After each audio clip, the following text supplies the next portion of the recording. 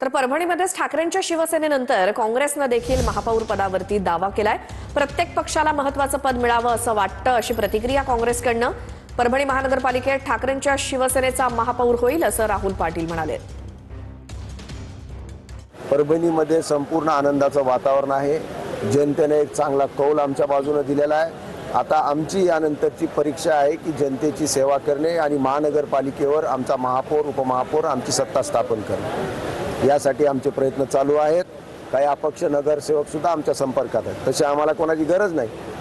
33चा magic figure आहे, पण आमच्याकडे 36 लोक असल्यामुळे तरी पण सत्तेच्या बाजूने काही अपक्ष नगरसेवक सुद्धा इच्छुक आहेत केली आहे। आणि आम्ही त्यांना विनंती केली आहे की तुम्ही आपला हा जो आघाडी आहे, येणारा जो भविष्यातला 5 वर्षाचा जो आपला एकंदरीत कार्यकाळ राहणार आहे तो सामंजस्यपूर्ण असला पाहिजे। त्यामुळे तुम्ही थोडंसं मोठं मन करून विचार केला पाहिजे अशी आम्ही त्यांना विनंती केली आहे। निश्चित स्वाभाविक आहे, काही गोष्टी या असतात की प्रत्येक पक्षाला वाटत असतं की आपल्याला प्रतिनिधित्व दिलं पाहिजे, महत्वाचं प्रतिनिधित्व दिलं पाहिजे, याच्यात काही गैर नसते। आणि